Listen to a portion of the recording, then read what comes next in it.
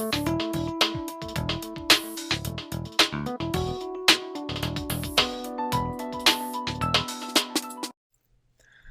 bienvenido a la Fonda Filosófica. Hoy la segunda parte de la Ética de Aristóteles.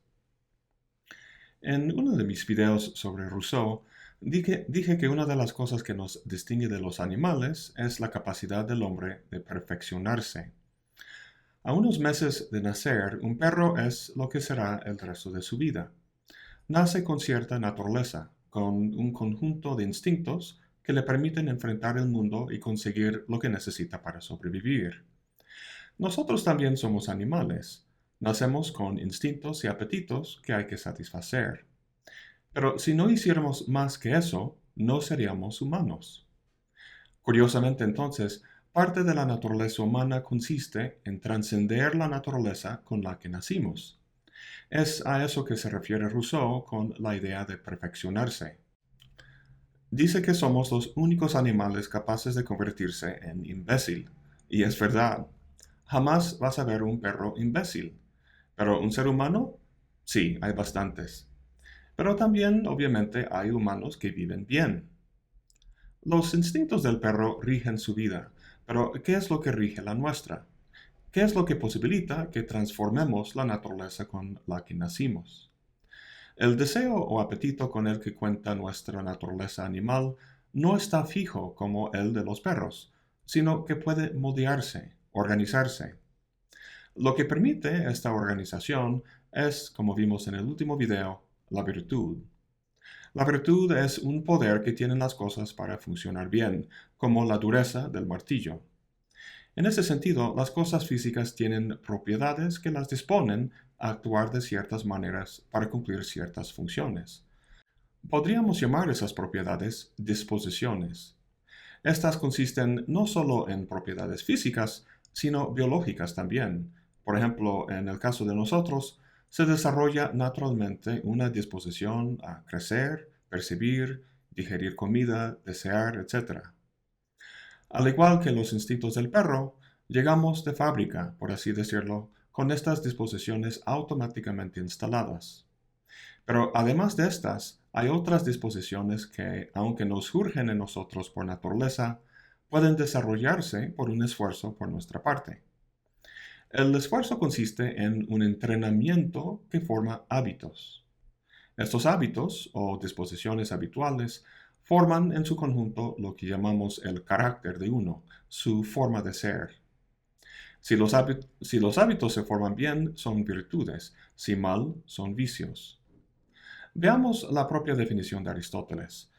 La virtud es un hábito, una cualidad que depende de nuestra voluntad, consistiendo en un medio relativo a nosotros, y que está regulado por la razón en la forma que lo regularía el hombre verdaderamente sabio. Hay que esclarecer que lo que define aquí es la virtud moral. También hay virtudes intelectuales, pero esas las veremos más adelante. De momento las podemos distinguir de la siguiente manera. La virtud moral tiene que ver con fines, la intelectual con medios. La educación moral fija hábitos que nos disponen a ciertos fines, y la virtud intelectual delibera acerca de cómo realizar esos fines. Pero lo que tenemos que ver ahora es cómo opera ese entrenamiento. Concretamente, cómo se forja el carácter de uno. Pues con la práctica. Como saben, mi lengua materna es el inglés. El español lo tuve que aprender, pero no de un libro, no teóricamente, sino en la calle, prácticamente. Al principio traducía en mi cabeza del inglés al español y luego hablaba. Pero ahora, tras 17 años de práctica, pienso directamente en español. Comunicarme en él se ha vuelto habitual. Pero la formación del carácter de uno empieza en la niñez, por lo que uno tiene que contar con la suerte de tener buenos padres. Si el padre quiere que su hijo sea valiente o justo, le obliga a hacer actos justos o valientes. Recuerdo que en la primaria un chico grande se metía conmigo en el receso.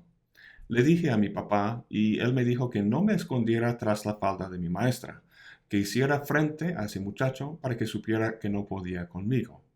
Pues funcionó, dejó de molestarme. Y recuerdo que una vez encontré una cartera con casi $100. Estaba muy feliz, pero mi madre me dijo que buscara a la persona en el directorio y que se la regresara.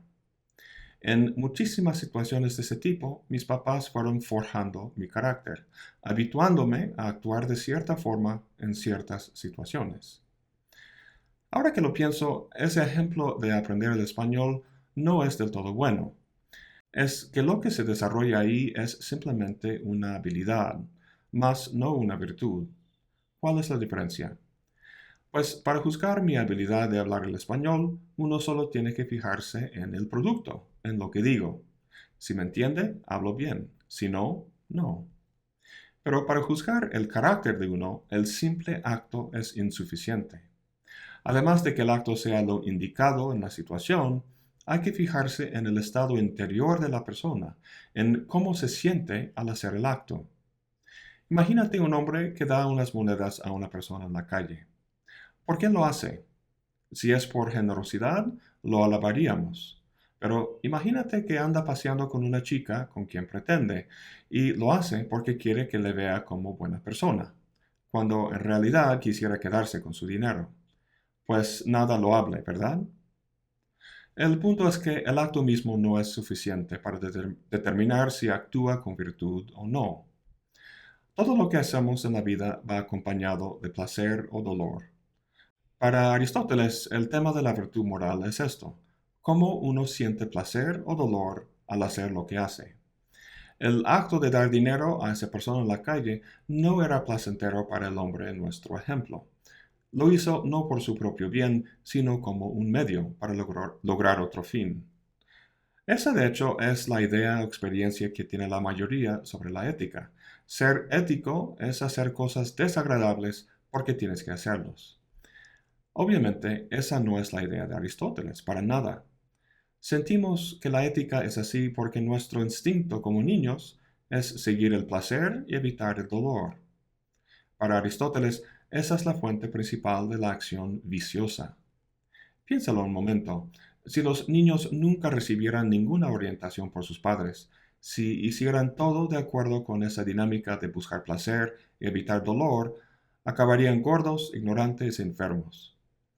Esto no quiere decir que la vida buena tenga que ser desagradable o incluso ser libre del placer y del dolor al estilo de la nirvana budista.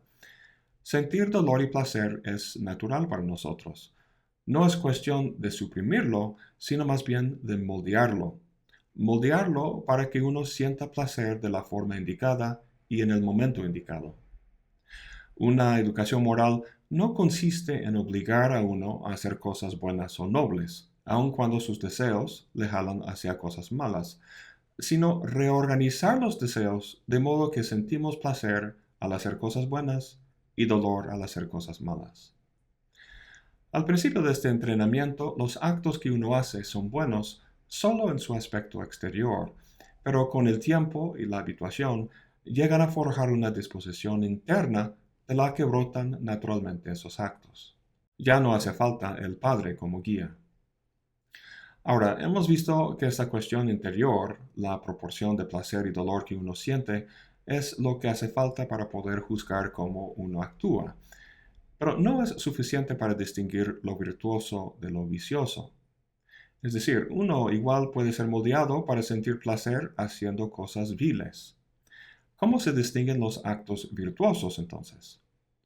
Seguro has visto comerciales para cerveza que al final muy rápidamente o en letra chica dice todo con medida.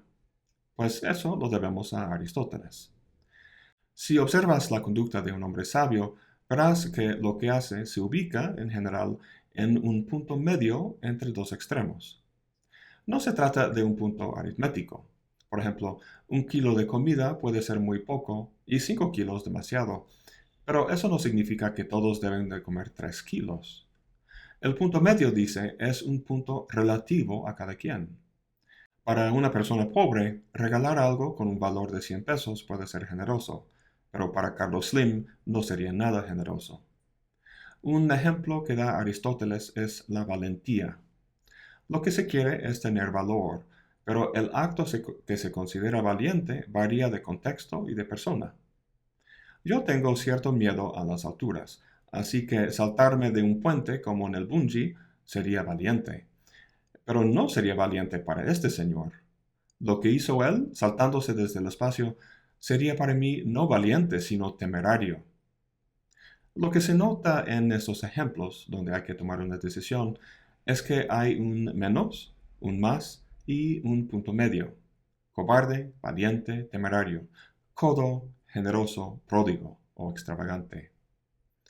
Cuando actuamos en el mundo, estamos respondiendo a una situación. La pregunta es, ¿cuál es la respuesta correcta? Cuando reprobamos a otro por lo que hizo, lo reprobamos casi siempre porque su reacción fue insuficiente o excesiva. El hombre sabio, para Aristóteles, siempre responde de forma apropiada, virtuosa, entre los extremos de poco y mucho, insuficiencia y exceso. Ojo, esto no implica que hay una forma virtuosa de robar o asesinar. Algunas acciones no admiten un punto medio. Quiero volver a la definición de virtud que vimos al principio. La virtud es un hábito, una cualidad que depende de nuestra voluntad, consistiendo en un medio relativo a nosotros y que está regulado por la razón en la forma que lo regularía el hombre verdaderamente sabio. Hasta ahora hemos hablado de la virtud moral como un hábito que consiste en un punto medio y cómo ese hábito se desarrolla. El papel de la razón en esto, la virtud intelectual, lo vamos a ver más adelante. Pero para finalizar esta parte, quiero reflexionar sobre el carácter voluntario de la acción. Aristóteles lo trata porque es solo por acciones voluntarias que los hombres son aprobados o reprobados. Te pueden juzgar todo menos lo que haces por compulsión o por ignorancia.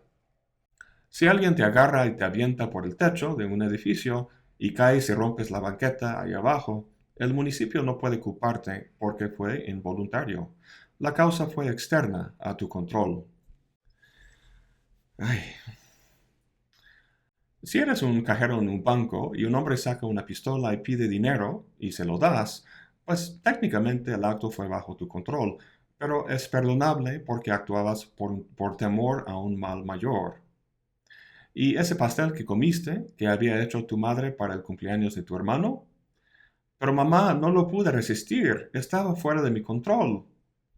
No, ahí tu mamá tiene razón, eres culpable. Pues de otra forma, nada de lo que hiciéramos por placer podría censurarse o aprobarse. El otro tipo de acto involuntario es aquel que se hace por ignorancia. Imagínate una obra de teatro donde un actor dispara una pistola y mata a otro actor, pero de verdad. Pensaba que era un juguete, pero resultaba ser real. Claramente actuó en ignorancia. Una señal de que actuó así es si después se arrepienta de lo sucedido. Pero imagínate un borracho que sube a su coche y luego atropella a una niña que estaba cruzando la calle. En este caso, ignoraba lo que hacía, es decir, no eligió matarla, no fue una decisión basada en un deseo, y después lo arrepienta. Este caso, sin embargo, no es como el del actor. Dice Aristóteles que el borracho actúa en ignorancia, es decir, no sabe lo que hace, pero no actúa debido a la ignorancia. La ignorancia puede ser una excusa únicamente cuando se trata de desconocer las circunstancias particulares. Pero la ignorancia del borracho es más profunda.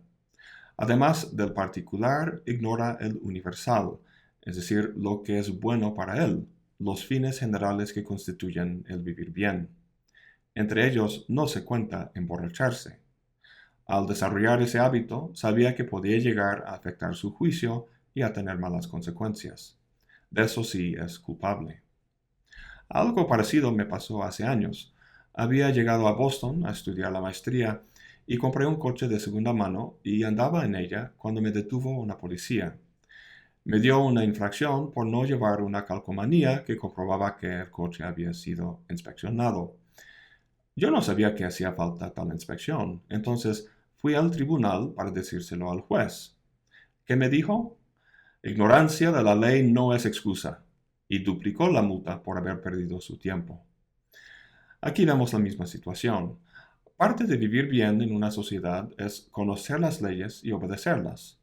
Ignorancia de lo particular puede perdonarse, pero no del universal. Para resumir todo esto, entonces, los actos moralmente relevantes son los voluntarios. Al originar uno el acto y al conocer las circunstancias en las que el acto se lleva a cabo, uno es moralmente responsable de ello.